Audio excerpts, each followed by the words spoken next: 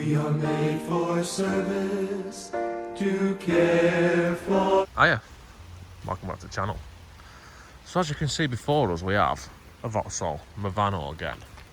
And this time, I've already done a video on this before, but this time it's having a service. So let's start by starting the engine up and letting it warm up, which is a diesel, so it's going to take ages, but let's go and have a look at what we've got to fit. Yes. We've got a air filter, we've got a diesel filter, a fuel filter, we've got some oil, and we've got an oil filter, which looks like it's in a bit of a twat place, which is somewhere down there. And being as it's now the start of July and summer's finished, so it's pissing it down, I'm going to get wet. Because the oil filter is somewhere down there, it means I'm going to have to go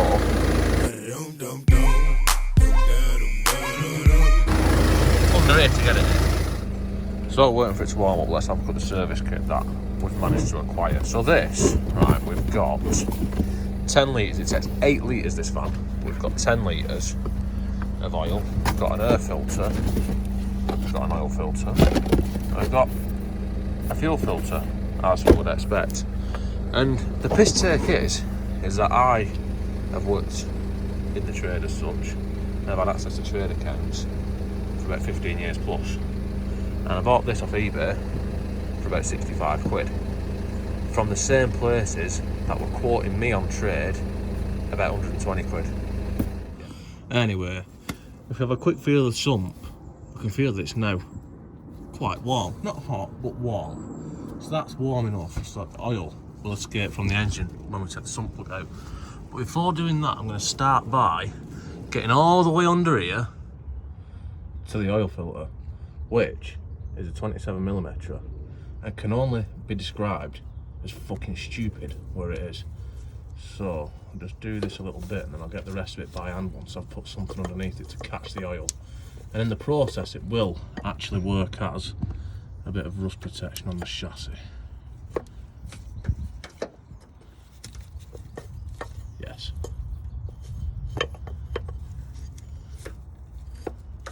Yes.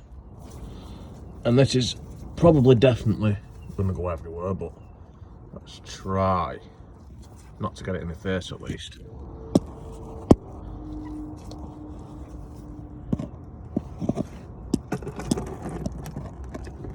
Yeah. Yeah.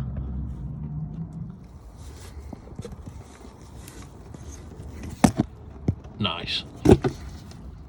And what would have been good to know before I did it is that the oil filter drains onto that part of the chassis, which then has a hole in it, which then comes out there, but I didn't notice that until it was too late. Yes. Anyway, let's prepare the new oil filtrator. So we'll take that O-ring off there because we have got a new one to take its place. And we've got a new oil filter.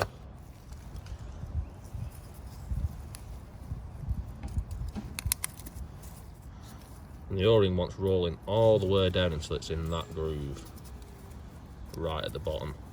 And then the oil filter, same at both ends, just wants pushing into there. And now we can screw that back in.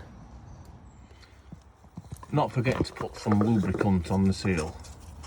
So let's put that in there and it will tighten up to a torque setting. There's some amount of torques.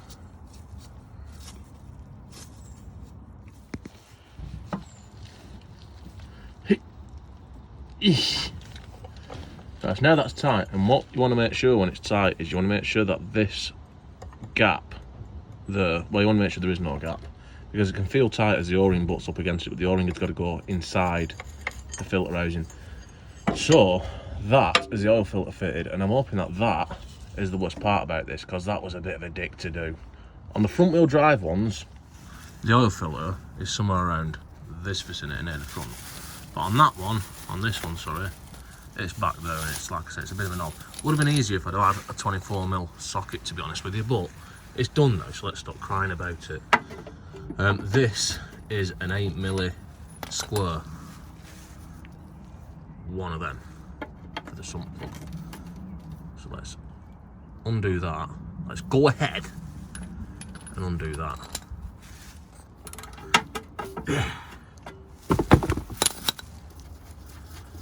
and then we can see the oil drain it into the bucket to catch it. Nice.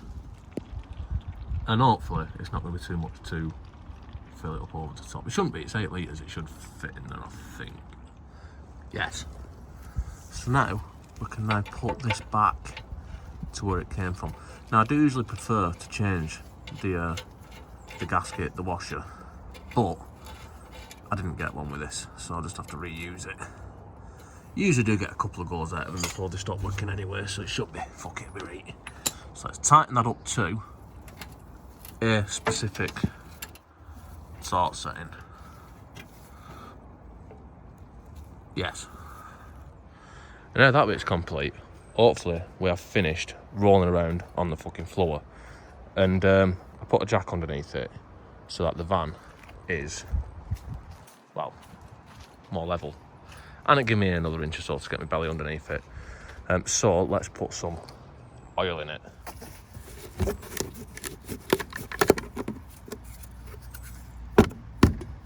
Yes. Yeah, it's going to take more than a full one of these, so I'll just put all of this in for now.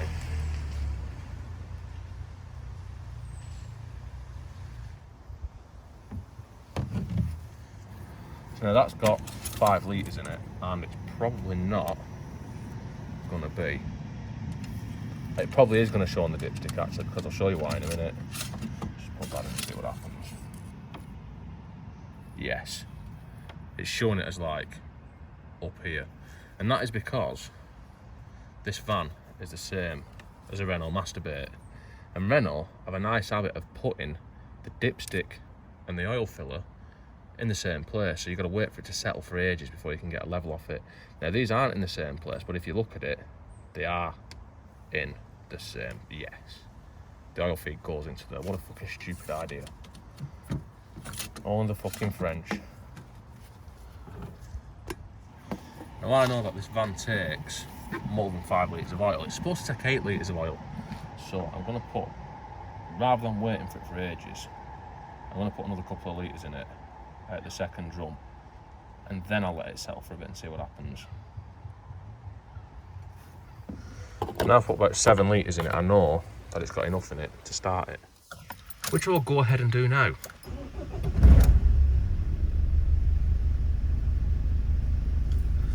And we have got a service light, which I will turn off, but that'll be a separate video entirely.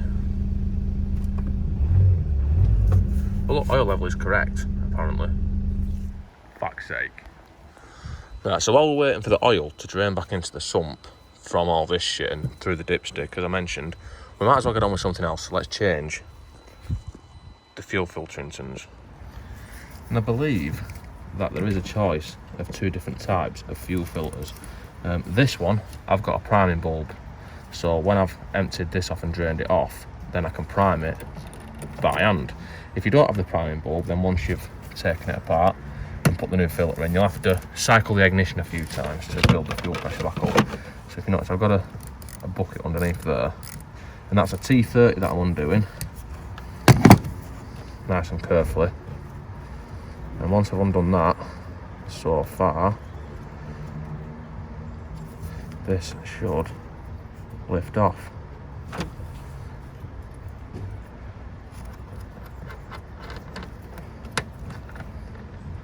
Yes. And what we'll probably find is that it's probably not going to fit out, is it? But let's try anyway.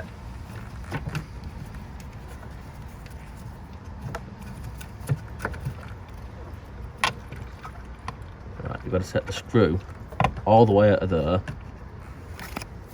like so, nice and carefully. And that will come off to the side, and then you can get the fuel filter out. And it just about might fit. Not particularly pleased about that. I think that it's going to be easier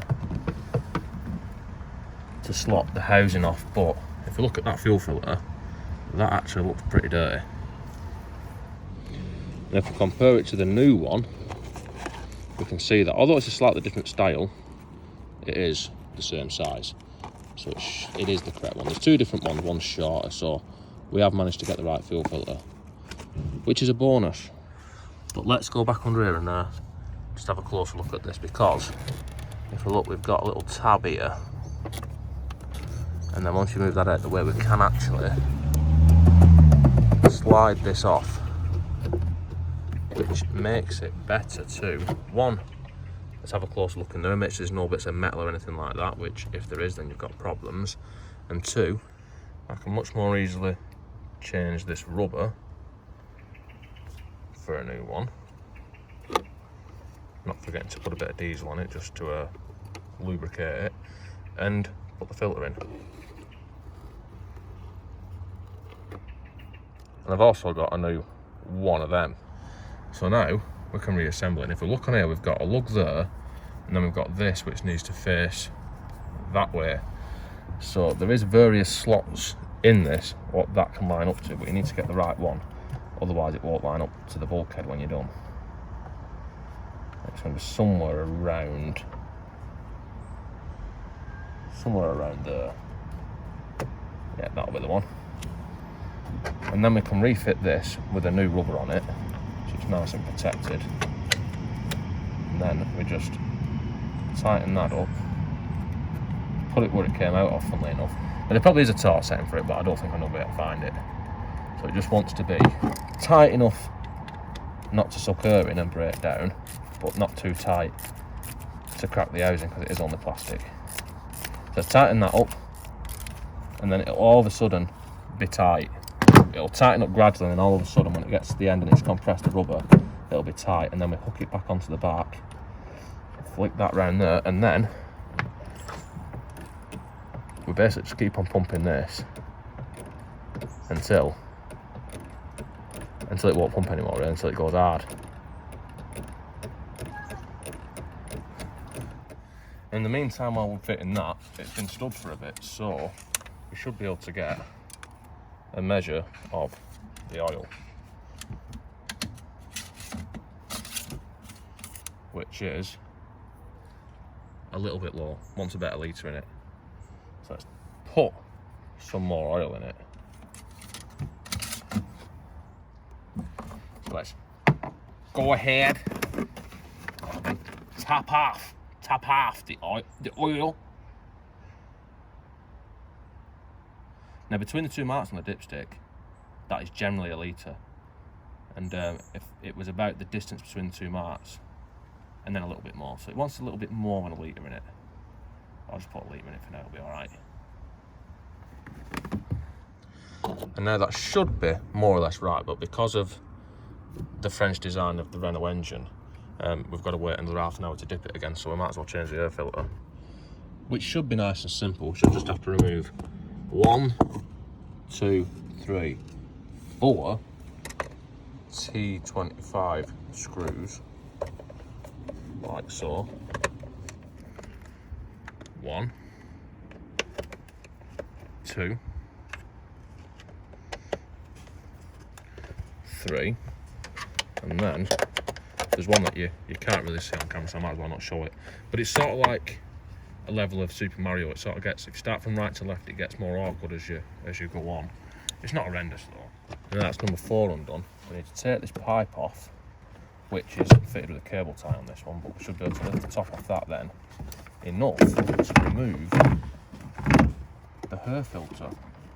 Now the air, whoa, that was pretty dirty actually. The air filter is the thing that's going to give you a good idea as to how many miles the van's done since its last service. And I'd say that's getting due.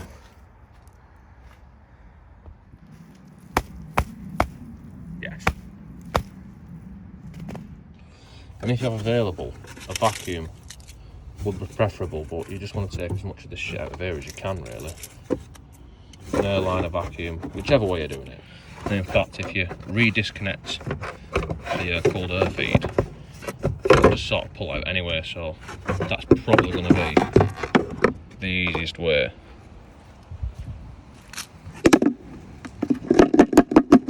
To clean it out. And there is a drain here, which this is actually full of crap as well. That is just a water drain. Yes. Right, now that's lovely and clean and brand new. We can put the shitter back in and it just locates into rubber grommets. Just pushes onto them. Not forgetting the cooled air feed. So now we're looking at the last piece of the puzzle. And this just fits in here. Nice snug fit. And then we can go ahead and put the lid back on the airbox, which, if you see down the back there, it's got like little fingers that need to go into them little slots. Yes. And then we just put the screws back in. And this back on, but properly. And that should be the engine service pretty much done. I'll give this another couple of pumps because what happens is when you're leaving for a bit, the filter soaks up the diesel and then the air wash traps in the filter ends up in the filter housing. So when they've been left for a bit, they can do that. Now let's check the oil level,